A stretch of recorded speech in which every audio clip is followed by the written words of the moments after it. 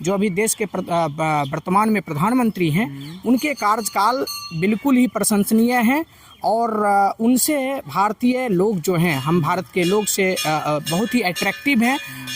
अंतर्राष्ट्रीय मुद्दे हों, चाहे आम जनमानस की बात हो, सबों तक जा कर के यह विकास पहुंचा है, जिसको लेकर के जो है ना, अभी का जो माहौल है, चुनावी माहौल, उस माहौल में लग रहा है कि पुनः एक बार आदरणीय प्रधानमंत्री नरेंद्र मोदी जी ही प्रधानमंत्री के रूप में नियुक्त होंगे। इसलिए लग रहा है भविष्य में जैसा भी माहौल बने, लेकिन अभी के माहौल के अकॉर्डिंग ये प्रधानमंत्री ही दोबारा या कहिए तीसरी बार प्रधानमंत्री जरूर बनेंगे। दोस्तों नमस्कार।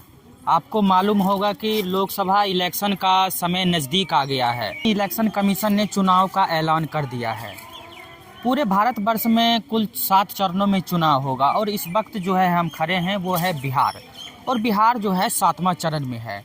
और 7वां चरण में तो बिहार है ही, परंतु कहने का मतलब ये है कि यहाँ पर 7 दिन जो है अलग अलग मतलब ज़िलों में वोटिंग कराया जाएगा। तो आज जो है हम परिहारा बरई है ना ये जगह का जी नहीं, ये जो है ना, ये आपको बाबा हरपतिनाथ धाम है और रानी शकरपुरा पंचायत है। रानी शकरपुरा पंचायत के आप हैं। जी जी बिल्कुल। तो लोकसभा इलेक्शन का वक्त आ गया है नज़दीक। जी जी। आपको फिर से जो है एक नया प्रधानमंत्री और नया चुनौती का सामना करना है। जी बिल्कुल। तो आप लोग क्या मन बनाए हैं? जिस तरह से राहुल गांधी जी वो ऐलान किए हैं हाल फिलहाल में है कि प्रत्येक हिंदुस्तान की महिलाओं को 1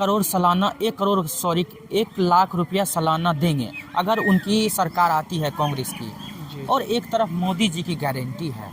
तो दोनों में क्या निचोड़ निकालते हैं और क्या देख रहे हैं आप समाज को? और देखिए, एक निष्पक्ष भारतीय नागरिक होने के नाते मैं अपना ओपिनियन यह देना चाहता हूं कि जो एक प्रधानमंत्री होते हैं वो इलेक्ट होते हैं बाय एमपीज, यानी मेंबर ऑफ पार्लियामेंट। लोकसभा के सदस्यों की गिनती के हिसाब से उनका चयन होता है।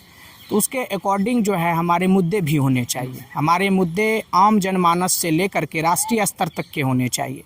तो अभी के जो वर्तमान परिदृश्य है, उस परिदृश्य में जो अभी के जो वर्तमान प्रधानमंत्री हैं आदरणीय श्री नरेंद्र मोदी जी, उनका शासनकाल बेहतरीन शासनकाल में से एक है।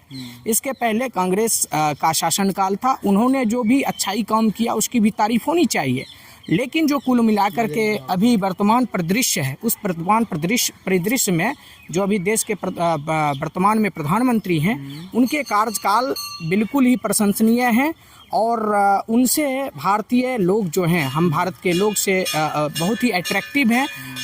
अंतर्राष्ट्रीय मुद्दे हों, चाहे आम जनमानस की बात हो, सबों तक जा कर के यह विकास पहुंचा है, जिसको लेकर के जो है ना, अभी का जो माहौल है, चुनावी माहौल, उस माहौल में लग रहा है कि पुनः एक बार आदरणीय प्रधानमंत्री नरेंद्र मोदी जी ही प्रधानमंत्री के रूप में नियुक्त होंगे। चूँकि आपने शासनकाल कांग्रेस की अभी जिक्र किया, मुझे भी बहुत खुशी होती है। देखिए, किसी भी देश में, किसी भी राज्य में राजनीति के 2 पहलू होते हैं, एक सत्ता पक्ष, एक विपक्ष। विपक्ष का भी मजबूत होना बहुत ज़रूरी है, नहीं तो क्या होगा कि सत्ता पक्ष तानाशाह हो जाएगा। तो इसको लेकर के भी कांग्रेस पार्टी बहुत बड़ी पार्टी है और आज़ाद भारत की बहुत बड़ी राजनीतिक पार्टी है। लेकिन जिस प्रकार से उन्होंने परफॉर्मेंस दिया, उसके बाद उसके जो उस पार्टी में वह पार्टी नेतृत्व विहीन हो गया। उसमें जो नेतृत्व करता है, उसमें क्वालिटी और एबिलिटी दोनों की कमी देखी गई है, जिस वजह से कांग्रेस दिन प्रतिदिन वो उनमें गिरावट होते गया, उनके परफॉर्मेंस में गिरावट होते गया। जब सत्ता पक्ष अच्छा कार्य करता है तो उसकी तारीफ भी होनी चाहिए। उस परिप्रेक्ष्य में जो कुल मिला करके है, उस तरह का विपक्ष अभी भारत देश को मिल नहीं पा रहा है। इसको लेकर के जनता अभी कुल मिला करके इस प्रधानमंत्री से, जो अभी वर्तमान में है नरेंद्र मोदी जी से, बिल्कुल संतुष्ट है। इसलिए लग रहा है भविष्य में जैसा भी माहौल बने, लेकिन अभी के माहौल के अकॉर्डिंग ये प्रधानमंत्री ही दोबारा या कहिए तीसरी बार प्रधानमंत्री जरूर बनेंगे।